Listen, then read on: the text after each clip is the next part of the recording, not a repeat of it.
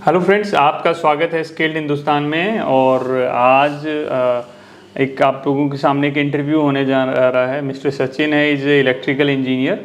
तो एक electrical engineer का इंटरव्यू या एक सुपरवाइज़र का इंटरव्यू किस तरह होता है, तो आज हम इंजीनियर का न रखे, बस इंजीनियर से नीचे लेवल का टेक्नीशियन और सुपरवाइज़र में किस तरह के क्वेश्चन पूछे जाते हैं, किस तरह उनके आंसर दिए जाते हैं, इक्विपमेंट है उनके बारे में किस तरह की नॉलेज होनी चाहिए, वो सारी चीज़ें हम देखेंगे। तो सबसे पहले जो हमारा इंटरव्यू होगा ये हिंदी में होगा, इंग्लिश में हम इंटरव्यू को नहीं रखेंगे। तो सचिन, सबसे पहले कुछ अपने बारे में बताइए। गुड मॉर्निंग सर, मेरा नाम सचिन कुमार है। मैं डिस्ट्रिक्ट अलीगढ़ से बिलोंग करता हूँ और मैंने 2018 में डिप्लोमा किया है इलेक्ट्रिकल में। ओके जी सर। तो आपको टोटल क्या एक्सपीरियंस क्या है? सर मुझे 4 ईयर का एक्सपीरियंस है। 4 ईयर का एक्सपीरियंस है। तो ये जो इक्विपमेंट है ये तो फेमिलियर होंगे, आपने पहले देखे हैं सारे? जी, ये सारे देखे हैं मैंने। ओके ओके, वर्क भी किया है इन सब के साथ में? जी जी जी। ओके, तो किस किस सिस्टम के बारे में, जैसे टेक्निकल में हम बात करें तो किस किस सिस्टम के बारे में आपको नॉलेज है? टेक्निकल में सर मेरा जो है इसको डीजी हो जाता है जिसमें, और मेरा एलटी पैनल हो जाता है पूरा, और एसटी पैनल हो जाता है, और ये ब्रेकर वगैरह जैसे ट्रांसफार्मर वगैरह के ये सब मुझे नॉलेज। तो इलेक्ट्रिकल का जो है वो सारा आपका बेस क्लियर है। तो थोड़ा मुझे ट्रांसफार्मर के बारे में, जो ऑयल टाइप ट्रांसफार्मर है उसके बारे में थोड़ा ब्रीफ कीजिए, क्या होता है, कैसे है थोड़ा सा। सर ट्रांसफार्मर जो होता है वो हमारा एक स्टैटिक डिवाइस होता है जो हमें हमारी सप्लाई को बिना उसकी फ्रिक्वेंसी को चेंज किए हुए और हमें एक स्थान से दूसरे स्थान तक हमें आउटपुट देता है सर। तो जो ट्रांसफार्मर है हमारा, जैसे ऑयल टाइप ट्रांसफार्मर के बारे में बात करें तो क्या क्या चीज़ें रहती हैं जो एक ऑयल टाइप ट्रांसफार्मर में ध्यान रखनी चाहिए, या उसमें किस तरह की प्रॉब्लम आ सकती हैं, किस तरह का प्रोटेक्शन हमें उसमें रखना चाहिए? सर उसमें जो ज़्यादातर मेजर दिक्कत आती है, आपको ज़्यादातर जो ध्यान रखना पड़ता है आपको उसके टेम्परेचर का, बाइंडिंग वगैरह और टेम्परेचर का ध्यान रखना पड़ता है आपको उसका, और उसकी अर्थिंग वगैरह को भी हम टेस्ट करते रहना चाहिए कि कहीं वीक तो नहीं हो रही है हमारी अर्थिंग। और बाकी के जो प्रोटेक्शन होते हैं वो हमारे ऑलरेडी उसमें काम करते हैं, जो लगे रहते हैं, जिसमें हमारा सेफ्टी के लिए काफ़ी सारे प्रोटेक्शन होते हैं, जैसे कुछ इंटरनल में भी होते हैं और कुछ एक्सटर्नल में प्रोटेक्शन होते हैं सर हमारे इसमें। जैसे अगर प्रोटेक्शन की बात की जाए तो किस तरह के प्रोटेक्शन क्या होते हैं? प्रोटेक्शन सर हमारे इंटरनल में जैसे आपका WTI, जैसे उसमें वाइंडिंग टेम्परेचर इंडिकेटर को शो भी करता है, और जो ट्रिपिंग का भी आपको ST ब्रेकर को ट्रिप कराने का भी काम करता है। अगर हमारा जो नॉर्मल टेम्परेचर है उससे अबव जाता है तो, और इसमें हमारा एक OTA टेम्परेचर होता है, बकौज रिले भी होता है सर, जो हमारे गैसीय दबाव पर काम करता है, जो हमारे ट्रांसफर के इंटरनल सेफ्टी को हमें प्रोवाइड कराता है। और भी बहुत सारे इसमें प्रोटेक्शन होते हैं, और इसमें एक्सटर्नल होते हैं हमारे, जैसे PRV हो गया आपका, प्रेशर रिलीफ वाल्व जिसे बोलते हैं। तो जैसे कभी ट्रांसफार्मर में हमारे में कुछ ज़्यादा ही फॉल्ट की स्थिति बनती है, वहाँ पे बहुत ज़्यादा गैसें बनती हैं, जो गैसें उसके बनते हैं उसको निकलने की कहीं बाहर जगह नहीं मिलती, तो PRV हमारा उसे प्रेशर को रिलीज करने का काम करता है। ओके, एक्सप्लोजन वेंट क्या काम करता है? एक्सप्लोजन वेंट भी सर हमारा एक तरह से प्रेशर को ही रिलीज करने का काम करता है, लेकिन जो PRV होता है वो हमारा उस कंडीशन में काम करता है जब उसे कोई भी आपका जैसे एक्सप्लोजन वेंट काम नहीं कर रहा है, तो वो PRV हमारा उस समय वर्क करता है सर। ओके जी। जो हमारी WTI है और OTI है उसकी सेटिंग कितने पे होती है? उसकी सेटिंग नॉर्मली जो होती है वो आपकी जो OTI होता है सर, ऑयल टेम्परेचर इंडिकेटर, उसका आपका 80 डिग्री सेंटीग्रेड पर अलार्म होता है, 85 पर ट्रिपिंग होती है। और जो बाइंडिंग टेम्परेचर होता है उसका जो है 90 पर अलार्म होता है और 95 पर ट्रिपिंग होती है। और इसे हम अपने हिसाब से एडजस्ट भी कर सकते हैं, ऐसा कुछ नहीं है। एडजस्ट कैसे किया जा सकता है?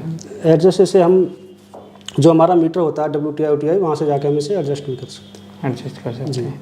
तो अगर जो ट्रांसफार्मर के अंदर जो हम सिलिका जेल लगाते हैं, सपोज मैंने सिलिका जेल बदली नहीं, तो क्या प्रॉब्लम हो सकती है?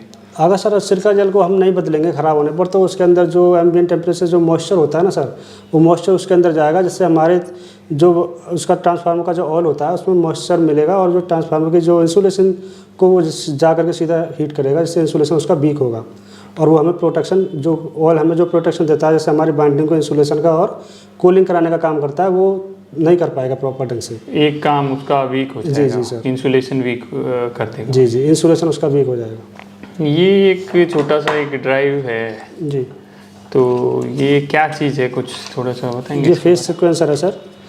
ये हम अपने मोटर को सेफली करने के लिए लगाते हैं, जैसे कभी एक फेज कहीं से ब्रेक हो जाता है तो ये उसे हमारी मोटर को प्रोटेक्शन देता है। तो ये इसके जो कनेक्शन होते हैं सर, यहाँ पे हमारा RYB तीनों फेस आते हैं, और यहाँ से 5 और 6 से निकल के हमारा ये NONC टर्मिनल होते हैं, यहाँ से निकल के हमारा ये एनसी जो हमारा जो कंट्रोलिंग होती है वहाँ पे जाके यहाँ से बाहर कनेक्ट होते हैं सर। ओके। तो वो मतलब अगर मोटर के से पहले अगर 3 फेज उड़ेंगे या मोटर से बाद में, कब काम करेगा ये मोटर से पहले लगा होता है सर। मोटर से पहले लगा रहता है। अगर मोटर में मैंने कहा कि ठीक है मेरा एक फेस नहीं आ रहा है तो क्या प्रॉब्लम हो सकती है? तो ये हमारी मोटर को ऑन नहीं होने देगा, कंट्रोलिंग को नहीं, ठीक है, मैंने सिंगल फेस वेंटर नहीं लगा रखा है और किसी वजह से मेरा एक फेस नहीं आ रहा पीछे से और मैंने मोटर चला दी, तो मोटर पे क्या इफेक्ट पड़ेगा? मोटर पे सर इफेक्ट पड़ेगा कि वो बहुत ज़्यादा वाइब्रेशन करेगी सर। अगर चलेगी मोटर तो आपकी चलेगी, लेकिन वाइब्रेशन बहुत ज़्यादा करेगी जिसकी वजह से उसकी बाइंडिंग हीट होगी और वो फूकने का भी डर लगा रहेगा सर उसका। ओके। फूकने का डर रहेगा या फूक जाएगी? फूक भी जाएगी सर, फूक भी सकती है। कितनी देर चलाएंगे तो फूक जाएगी? अगर आपने अगर उसे ज़्यादा देर तक रनिंग कर दिया, एक जैसे करीब आप चला देते हैं उसे 2-4 या 10-15 मिनट तक चला देते हैं, फूक जाएगी सर 10-15 मिनट के अंदर। ओके। ये क्या चीज़ है? ये एक और ब्रेकर है, ये किस तरह का क्या ब्रेकर है? ये RCC भी है सर। ये जो है हम लगाते हैं इसमें, अपने ह्यूमन प्रोटेक्शन के लिए काम करती है ये। जैसे कि अगर हमारा इसमें से जो फेस जाता है तो इसको कहीं से अर्थ लीकेज होता है, करंट लीकेज होता है, जैसे इसको जितना फेस इधर से फेस से जा रहा है उतना ही वापस मिलना चाहिए। अगर वो कहीं बीच में ब्रेक हो रहा है तो ये ऑन नहीं होगा सर। ओके। तो इसमें क्या कुछ बटन वगैरह क्या कुछ लगे हुए हैं कुछ? ये हमारा ऑन का है सर। ओके। और ये ऑफ का होता है। ओके। और ये इधर एक बटन है, ये टेस्ट का होता है सर। टेस्ट का? जी। ओके। ये एक छोटी सी पता नहीं क्या है, इसके बारे में कुछ बता सकते हैं कि क्या चीज़ है? ये सर आपकी सीटी है, करंट ट्रांसफार्मर। करंट ट्रांसफार्मर है जी। किस लिए यूज करते हैं सीटी को? सीटी को यूज़ करते हैं सर हम अपने करंट को मेजर करने के लिए, क्योंकि जहाँ ज़्यादा वोल्टेज होती है तो वहाँ पे हम करंट को सीधा मेजर नहीं कर सकते, तो उसके लिए हमें सीटी का उपयोग करते हैं सर। नहीं, वोल्टेज जहाँ ज़्यादा होती है मतलब? नहीं सॉरी, करंट जैसे जहाँ पे हाई करंट होता है तो वहाँ पर हम करंट को सीधे मेजर नहीं कर सकते सर, तो उसके लिए हम सीटी का उपयोग करते हैं फिर। ओके।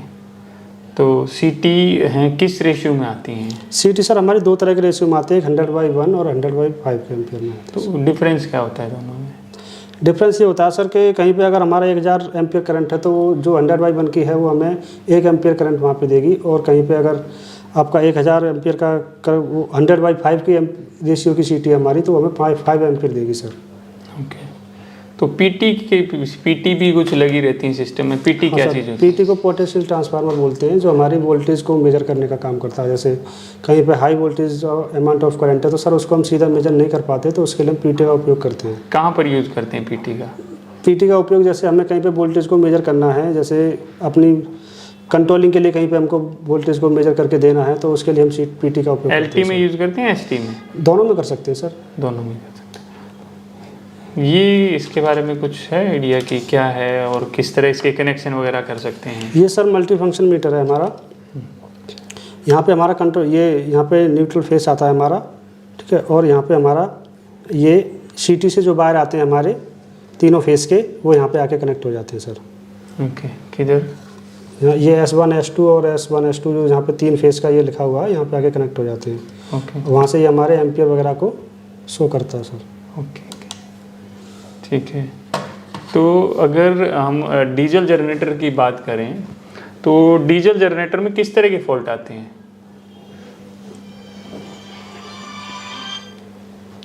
डीजल जनरेटर में सर अब ये मशीन के ऊपर होता है कि किस तरह का फॉल्ट वहाँ पे आ रहा है।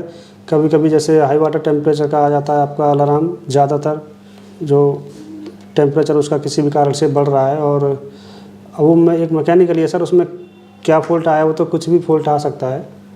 तो आपने अपने जो ड्यूरेशन वर्क में किस तरह के फॉल्ट उस एक डीजी के अंदर आपने देखे हैं और किस तरह उनको रेक्टिफाई किया है और क्या रीजन रहे हैं उनके?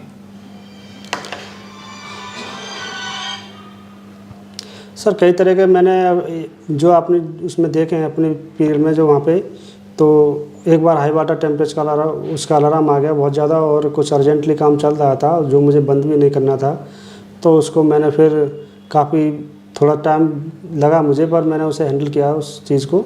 किस तरह सिचुएशन को अपना हैंडल? सिचुएशन को किया सर, जो मेरा जैसे कि मेरा एक जगह कहीं मीटिंग चल रही है और मुझे मेरा उस पर डीजी पे लोड भी चल रहा है बहुत ज़्यादा, तो मुझे अपने थोड़े जो एक्स्ट्रा लोड था उसको कम करके अपने डीजी को थोड़ा टेम्परेचर को कम किया। किस तरह का डीजी था? एयर कूल्ड था? वाटर एयर कूल्ड था सर। एयर कूल्ड जी जी। और उसके जो उसका रेडिएटर होता है उसे प्रॉपर थोड़ा कूल रखने के लिए मेंटेन किया मैंने पानी वगैरह से। जो ब्रेकर होते हैं, एसीबी होती है, उसमें इंटरलॉकिंग नाम की एक चीज़ होती है। तो इंटरलॉकिंग की क्यों ज़रूरत पड़ती है और क्या होती है इंटरलॉकिंग? थोड़ा बताएंगे कितनी तरह की इंटरलॉकिंग होती है? इंटरलॉकिंग सर वैसे 2 तरह की होती है, एक इलेक्ट्रिकली होती है और एक मैनुअली होती है। मैकेनिकली होती है। तो मैकेनिकली तो ये होती है कि अगर उसमें जैसे चाबी वाला सिस्टम होता है, अगर हम उसे लॉक कर देंगे तो हमारे एसी को कोई ऑन ऑफ नहीं कर सकता है। और इलेक्ट्रिकली जो होती है सर वो थोड़ा उसके बारे में थोड़ा भी नहीं, फिर भी किस तरह करते हैं? एनओएनसी के थ्रू करते हैं कैसे? हाँ, एनओएनसी के थ्रू होती है सर वो। जैसे कि अगर एक ब्रेकर मुझे एक टाइम में अगर एक ब्रेकर को ऑन करना है, दूसरे को नहीं करना है, कुछ टाइम बाद ऑन करना है, तो वो इस तरह से मेरा वर्क करते हैं। ओके। अगर हमने मेरे एक बस कपलर के एक तरफ में एक ट्रांसफार्मर का ब्रेकर है, एक तरफ में डीजी का ब्रेकर है, और मुझे तीनों को क्या एक साथ में ऑन कर सकते हैं? ट्रांसफार्मर, बस कपलर और डीजी? नहीं, तीनों को एक साथ ऑन नहीं कर सकते सर। अगर आप डीजी और ट्रांसफार्मर को ऑन करते हैं तो फिर बस कपलर को ऑन नहीं करेंगे सर। ओके। और अगर डीजी को ऑन करते हैं तो बस कपलर को ऑन कर सकते हैं। एक इक्विपमेंट के साथ आप बस कपलर को ऑन कर सकते हैं किसी। ओके। तो ये कुछ एक स्विच सा था, ये स्विच के बारे में कुछ बताएंगे? इसे सर लिमिट स्विच बोलते हैं हम, जो ज़्यादातर ये हमारे डोर पे यूज होता है। ठीक है, जैसे कभी मुझे डोर ओपन करना है या बंद करना है तो उस पर ये वर्क करता है सर। तो क्या करेगा? मतलब ओपन क्लोज अपने आप ऑटोमेटिक? नहीं, ऑटोमेटिक नहीं करेगा सर। जैसे कभी इसमें कोई भी कनेक्शन देता हूँ मैं डोर के सेफ्टी के तौर पे भी इसका यूज़ करते हैं डोर में। तो इसमें अगर जैसे आपको डोर खोलना है और अंदर कुछ बल्ब वगैरह जलाना है या कुछ भी जो भी सिस्टम है आपका, या इसके डोर खोलने पर सिस्टम को बंद करना है, तो वहाँ से इस तरह से इसका यूज़ करते हैं सर। ये क्या चीज़ है इसके?